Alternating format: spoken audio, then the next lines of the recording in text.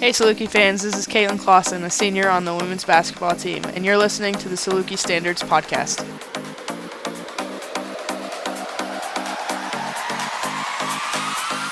That's Missouri Valley Conference Good Neighbor Award recipient Caitlyn Claussen, bringing us in for episode 6 of the Saluki Standards Podcast. Connor Onion back with you. But good work in the classroom and community to win that award for Caitlyn Claussen. 3.8 GPA in her undergrad and currently getting her MBA and over 100 hours of community service and vice president of the Student-Athlete Advisory Committee. So that resume for Caitlyn Claussen is pretty lengthy. We'll cover a lot, including her upbringing in Kansas, the influence of her grandfather, who's a track coach, and also those community service opportunities that she's had to give back to the Carbondale and Southern Illinois community. That's all here with episode 6, Caitlyn Claussen on the Saluki Standards Podcast with women's basketball.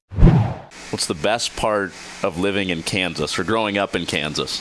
I would just have to say how personable everybody is. Like, you're not going to meet someone that won't hold the door open for you or ask you how you're doing, or, you have the typical one finger wave when you're driving back on those back roads and everybody seems to know everybody. Is that the middle finger? No, not the middle finger. If you're real special, you get 2 fingers, you got your index and your middle, but, everybody passes and you wave, and it doesn't matter who it is. I was going to say, in Chicago, the one finger wave is a little different than in Kansas, apparently. Yeah, no middle finger. It's all, how you doing? Yeah, no, I hear you. Well, you grew up in Manhattan, which, of course, is, kind of a metropolis area with the university right there. Yeah, it's pretty cool. Where do I got to go to eat? Oh, I'm going to Manhattan. Well, unfortunately, my favorite place closed a couple years ago, which was Willie's. I had the best chicken fingers. But I would have to say my favorite place to eat, I don't know, this is going to be, it's not necessarily in Manhattan, but if you drive out to Riley, which is about 20 minutes, you can eat at Nelson's Landing, which is Jordy Nelson's family restaurant, but it's got really good pie. Okay, I'm a Packers fan, so that would be, that would be a spot for me. So I got to go to Manhattan to go to Riley. Yeah, it's just a little bit outside Manhattan, but not too far. Okay, I'm going to come check that out. Yeah. All right, well, let's get into the Saluki Standards here a little bit. At the baseline, it's integrity. That's kind of the first word that jumps out in the bottom of the pyramid. I wanted to talk to you specifically about pride. We'll get into your story a little bit here, but you've been through so much in your career, and it strikes me that you're really proud to be a Saluki. You've stayed your entire career here. You've put a lot in the classroom and on the court. Why are you proud to represent the university in the fashion that you have? I think it's just you grow up and it's this ultimate dream to play college basketball. It doesn't matter at what level. And to be able to be part of the 1% that gets to do it is just pretty amazing. And I want to take every opportunity to just give back that I can. I mean, I think that's just important because I'm blessed to be here and I just want to help someone else. When did it hit you that you might be part of that 1%, that you were good enough to achieve playing basketball at this level? My senior year, going into my senior year, I got a bunch of phone calls after our last AAU tournament, and I was just overwhelmed. And I think it was just, wow, this is real. Like, I have to make some really big decisions, but I'm going to go play basketball and get my education paid for. And, you just have to be smart about it, but it just hit me all at once, and I didn't know what to do. So I was calling family, I was calling friends, anybody that could help me make the decision I was talking to. Who pushed you the most? I don't think anybody really ever pushed me. It was just everybody wanted me to make the best decision for me. And I talked to my AAU coaches who were collegiate basketball players, and they helped. My parents were very supportive of anything, and everybody just wanted me to have fun, and that was the most important part. Yeah. What stood out to you about the options that you had here? Well, number one, it was the team, because they were just so welcoming when I came on my visit, and you just want to be a part of something that's like that. Like, I'm 8 hours away from home, and I'm very much a homebody, so just not being able to drive to see my parents every day, or just them not being able to make it to every game, having people here that could support me was a big deal. And that's what I liked about here. And obviously the College of Business is really, really good, and that helped seal the deal. Was there some pull from family to say, hey, why don't you stay in Kansas? Stay close to home? No, not really. It was just, like I said, they wanted me to be happy, and they were very supportive of my decision not to go farther than 8 hours away from home. But sure. that they just wanted me to be happy, and that was it. And as long as I was happy, it was okay. Thank goodness it wasn't Maine. Yeah, thank goodness. How did Coach Stein find you?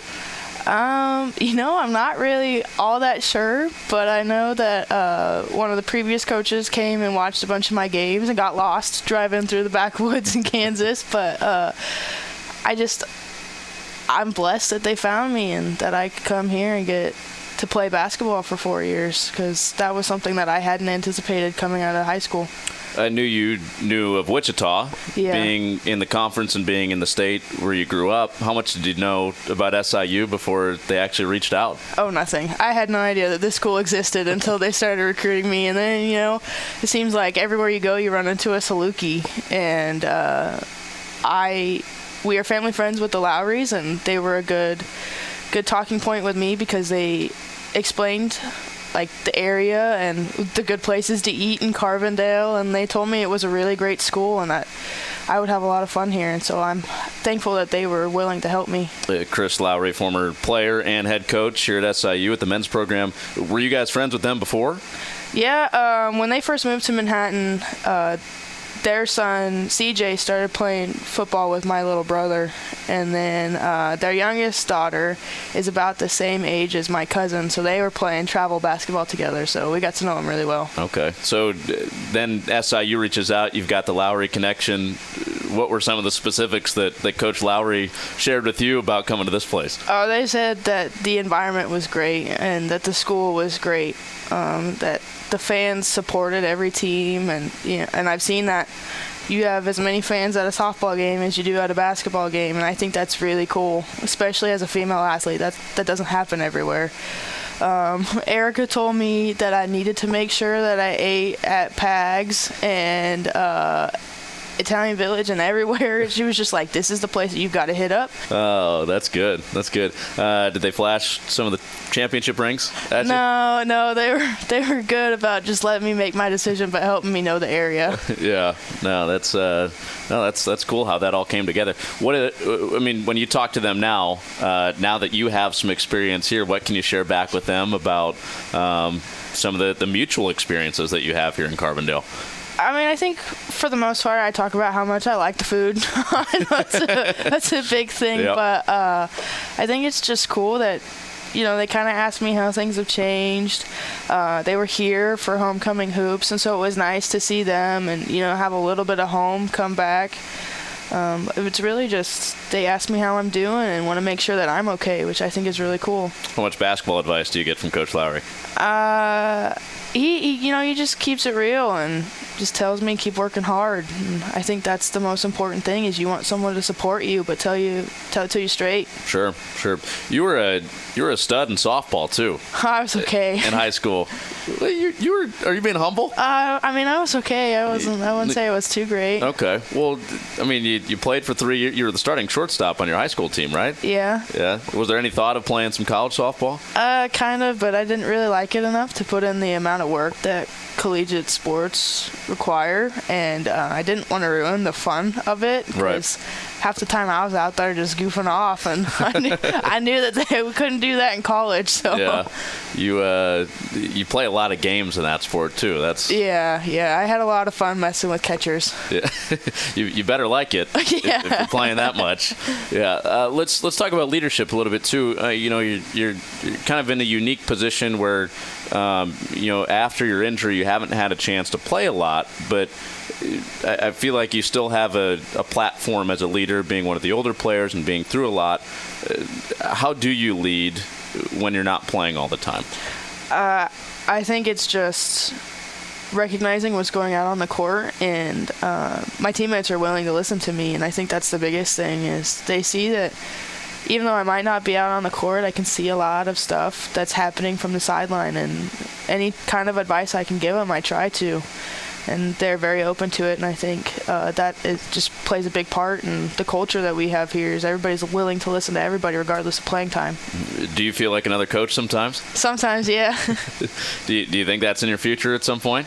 We'll see. I'm not quite sure what I want to do post-college, but I do have a coaching job for this summer lined up, so we'll see how that goes. And if I like it, I might stick with it. High school, or what are you going to be doing? Coaching for a traveling team, the same organization my sister plays for, so I can watch her play and get some coaching experience. Okay. You're going to bring some Coach Stein wrinkles to the travel ball game? Oh, yeah. Yeah. What about with off the floor? You're the vice president of the Student Athlete Advisory Committee here. You've got that platform to lead other athletes as well. What all goes into your position there? Well, we help set up meetings. We help run the meetings. I work real close with other student athletes and getting volunteer opportunities set up. Pretty much the athletes are the ones running SAC, and I think that's cool that Connor lets us do that, just because it's giving us experience and that we have complete control over what's going on. Why do you think, that's a peer elected position, right? Right. Why do you think your peers looked at you and wanted to put that responsibility in your hands? I think I just got lucky. I try to do the best that I can, and I'm happy that they thought that I would be good for the position, and I just try and keep doing the best that I can and make sure that I'm making them proud. Sure. Who's been the best leader in your life? Who's influenced your leadership style? I think, honestly, my parents is a big one, but also my grandpa. Just because he was an old track coach. One of my favorite stories that my mom tells me is my grandpa was a coach back when there was still some segregation, and he refused to let his team stay at a hotel that wouldn't let all of his athletes stay. And he's like, nope, we're just going to pack up and we'll find somewhere else. And that sticks out to me because that's the kind of leader he was, and I want to be that kind of person that groups everybody together and doesn't let anything happen and works for the best as a whole. How old were you when you heard that story for the first time? It was probably a few years ago, because my grandpa doesn't talk very much about it, but he supports all of us grandkids. But just hearing that story from my mom, it's like, wow, you just aspire to be someone like that. Yeah. How did that hit you when you first heard that story? I already thought my grandpa was cool, but that just made him even cooler. Yeah. No, that is pretty neat. You never got into track then? I tried a little bit, but I'm just not very fast. So yeah. It was a lot of running, and I was like, oh, it's all right. I'm going to play another sport. Sure. What traits of your grandpa do you see in the way that you lead?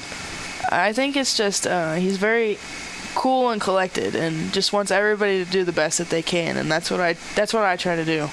I try not to let myself get too caught up in the emotion of things, and I try to see the logical side, or try to keep calm when everybody else is kind of going crazy, make a focus. But I think that's the big thing, is just making sure that we focus on the end goal, and that's what he did. Mm-hmm. When everybody else is going crazy. I love that. Yeah, when everybody else is going crazy, I'm pretty calm. Yeah. Well, let's talk about toughness a little bit.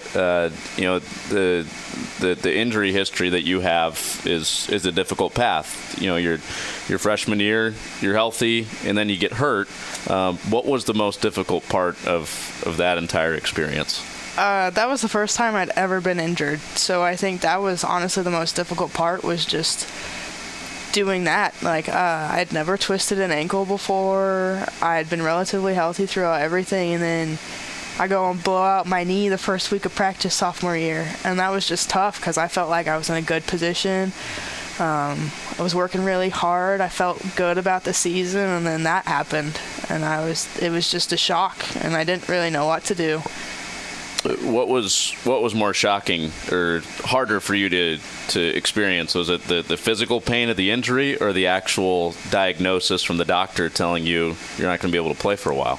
I think it was the diagnosis, because initially it's just the shock of what happens, and it didn't really hurt too bad, but it was just a weird feeling for your bottom half of your leg not to feel connected to the rest of your body. Right. And then I had handled it pretty well. I was trying to look at the positive side of things and think just maybe it's not as bad as it feels, or, as bad as everybody's saying it probably could be. And then I got the phone call that it was pretty bad, and I didn't know what to do.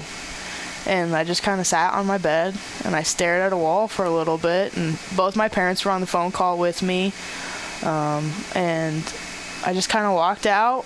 I talked to my roommate, Lauren, and I said, this is what happened, and she gave me a hug, and that's how I knew it was bad, because that was the first time we'd ever hugged, and I was like, wow, it just hit me, and kind of cue the waterworks, and then the next day I was good, and I was trying to find ways that I could still help the team. So there was never any thought of hanging it up? No. And quitting? No, never. Why not?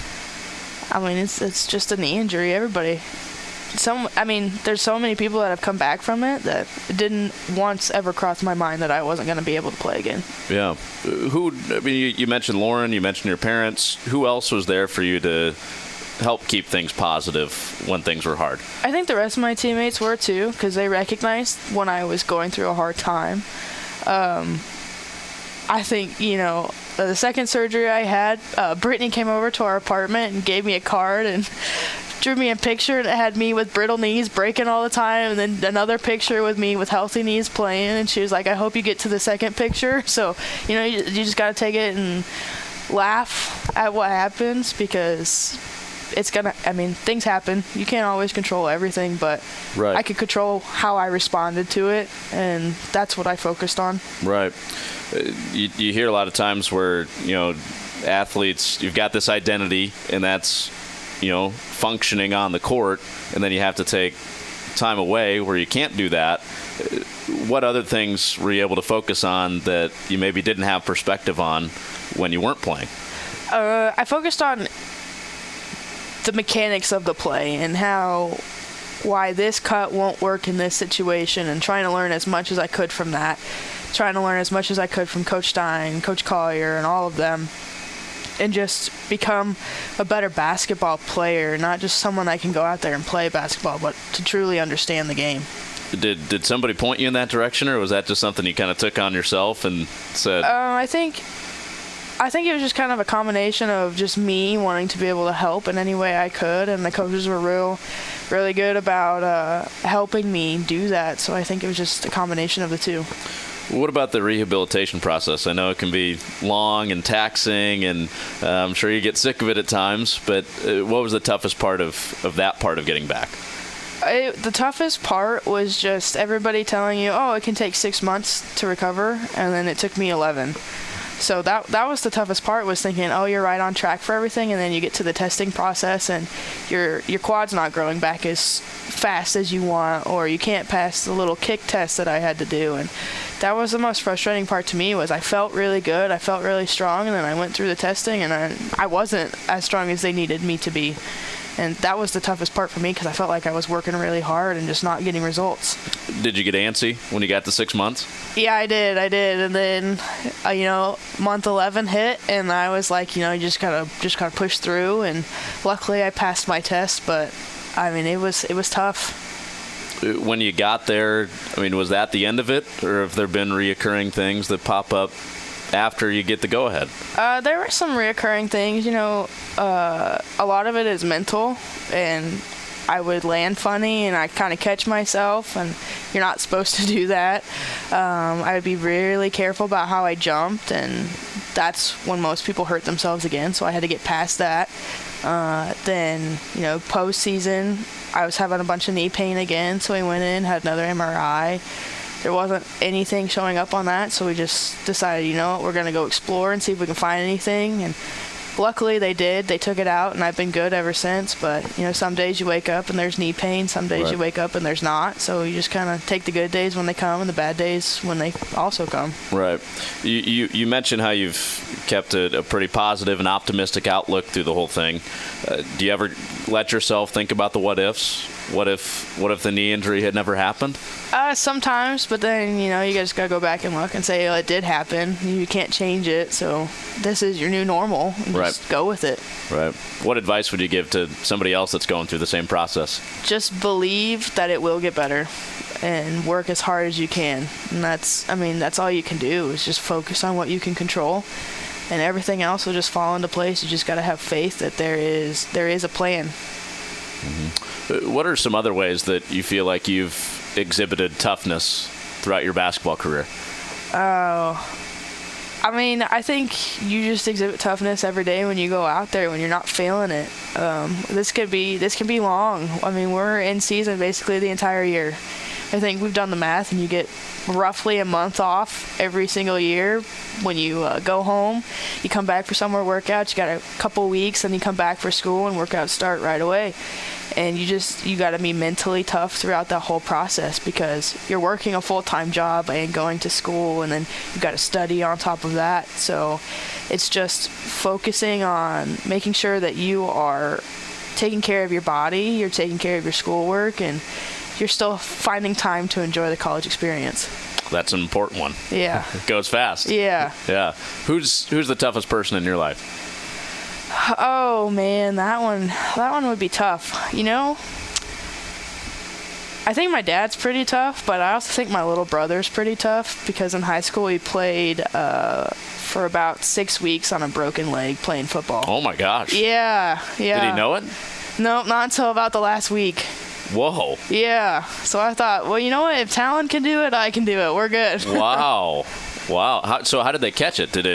Was it a partial break and then it broke all the way? Or? I'm not entirely sure. It didn't break all the way, but he was playing and he took a helmet to the shin. And his trainer in high school just thought it was a bruise, so she kept trying to rub it out. He was like, no, it still hurts. And finally I think it was about the week before playoffs, and he went and had a x-ray done.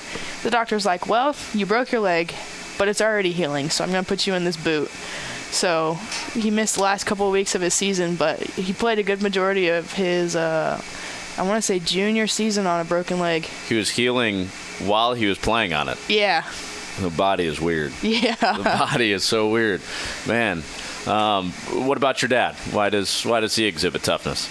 I think it's just, he was also a football player, so you always just picture football players being really tough, but he does everything that he can for all of us, and he works a job, and he takes care of my siblings and I and my mom, and they drive forever to support all of us at all of our stuff.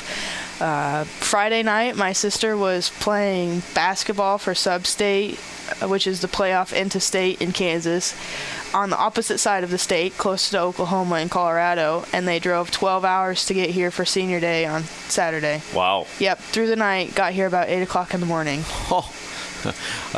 Do they remember the game? Yeah. Were they loopy? I don't know. They were just taking naps while I was at shoot-around, but, I think that's just, it proves how tough my dad is and how much he's willing to do for all of us. Yeah. Wow, that's impressive. Yeah. I didn't realize that. I saw the army of the Claussens there on Saturday. I didn't realize they had driven through the night. It's impressive. Mm-hmm. I probably should have started with this, but congratulations on the Good Neighbor Award. Oh, thanks. That's terrific. The Missouri Valley Conference, for our listeners, the Missouri Valley Conference gives out, I think it's just 30 throughout the conference the entire year. You're one of 10 for the winter sports to get the Good Neighbor Award. 100 hours, over 100 hours of community service for you. Why was that aspect of what you've gotten involved with here on campus so important to you, to give back to the community? Like you mentioned earlier, I'm from a college town, and I saw the impact that collegiate athletes could have on the community and on little kids. And I was one of those little kids that looked up to all these players, because I remember watching all of them. I remember when Coach Stein was at Mizzou and watching Kiki play, and I think it's important that little kids here see us and see that we're just people too, but that we support the community as much as they support us. And anytime that I can volunteer, I'll do it because I enjoy it, and I think it's important. What do they, when young people approach you and know that you're a Division I college basketball player, what do they usually say to you? What does a 5, 6, 7-year-old little girl say to you? They just kind of walk up and they say hi, and then they're like, oh, can I take a picture? And then I've had a couple, to ask, what do you work on? And you just got to tell them everything. You got to make sure your shot's good. You got to make sure you can dribble. But it's really just making sure that you can do the fundamentals right, because if you can do the fundamentals, you can do anything. How rewarding is that for you? You mentioned Christelle and Garcinet, one of the assistant coaches who played for Coach Stein at Mizzou. You remember them, you looked up to them, and you saw Division I players when you were young. How rewarding is it for you to know that you're now in the leadership role that you saw people in when you were younger? Honestly, I think it's really cool. I mean, I don't think there's anything like it. And if I can affect one person the way that all of those players affected me, then I think I've done my job as a collegiate player, not only on the court and in the classroom, but letting little girls see that they can do anything that they want to do. And I think that's really important. Another one of the projects you're involved in was the department-wide Holiday Helping Hands, delivering gifts to the less fortunate around the community. What was recall one or two stories of delivering that and the reactions that you get? What was the most rewarding part of that? We had to take 2 cars to drop off all the presents. I think that was amazing to me, was that we couldn't fit it in just one car. We had it in the passenger seat, the back seats, the trunk, everything. There was no space left. We couldn't cram any more in there. And we drove to Marion to drop it off with the United Way. And we walked in the door, and they said, "Oh, you can put it right here." And we took up their entire front office area. Wow. And they said, that was their reaction. And I think that just spoke volumes of how willing everybody in this department is to help everybody, because we helped, I want to say, roughly 40 individuals from families in the community, and that was simple. We just went to Walmart and got supplies that everybody has for everyday use that we don't think much about, but to these families it was a lot. I mean, it was pillows, it was toothbrushes, it was toys for a little 5-year-old. Like that, to me, that's simple, and that's something that we could do very easy. But to them, that might have made their whole Christmas. And I really hope that they continue it next year, because I think it's important that we help those that are less fortunate than ourselves. How many of those people did you get to hear back from? We haven't heard back from any of them. We tried to remain anonymous. Okay. Because we thought that was important, that they just know that people in the community thought of them, but we didn't want any of the credit for it. Right. Oh, that's great. Yeah. That's great. Let's talk about your educational background too. You got your bachelor's degree in management. Now you're getting your MBA. 4.0 GPA in grad school. Yeah. How do you do that? With all you got going on. a lot of studying. That's crazy. Really, really good classmates that helped me out a lot. Really good professors, and I guess just understanding the material. I can't make up any excuse. Then sometimes I study, sometimes I don't. Sure. I probably should study more than I do, but I've been very blessed with some really good professors. What's the difference between undergrad professors and grad professors in dealing with a student-athlete schedule? Is there more leniency? Is there less leniency in grad school? Is there more understanding, less understanding? I think for some of my professors, I was the first student-athlete that they had in a grad class, so they weren't quite sure what to make of my absence release form. Yeah. I'm gonna be gone Wednesday through Sunday. Right, sorry. Right, but for the most part, they were really cool about it, and they were understanding. And if I missed an assignment or I missed a test, they would work with me to make it up. My classmates were the same. If we had a group presentation that day, they worked with me so we could move it to another day if I was going to be gone because of a game. Well, that takes an army. Yeah. Yeah. You mentioned before how you've got a coaching job lined up, and I'm sure this is the evergreen question right now for you. You're getting it from everybody, but 5-10 years down the road, where do you see yourself? Oh man, that one's hard. I'm still trying to decide, but I definitely want to be involved in athletics, whether that's as a coach, as an athletic director, anything that I can do to just help student athletes be in the position that I'm in. I want to be a Hillary to people. I want to be a Connor. I want to be a Jeff. It's just anybody that can help student athletes just progress into the real world and realize that they're not just student athletes, that they can be the CEO, they can be the CFO, they can just be a small business owner or whatever they want to do. It's possible, and athletics has helped that. Yeah. You want to be back in Kansas?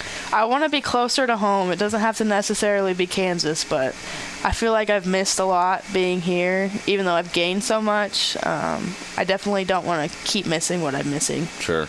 And get back to that one finger wave. Yeah, that one finger wave. Just don't bring the other version back to Kansas with you. Yeah. It's been a pleasure to get to know you. Thanks a lot for your time. Oh, yeah, no problem. That's Caitlyn Claussen here on week 6 of the Saluki Standards Podcast.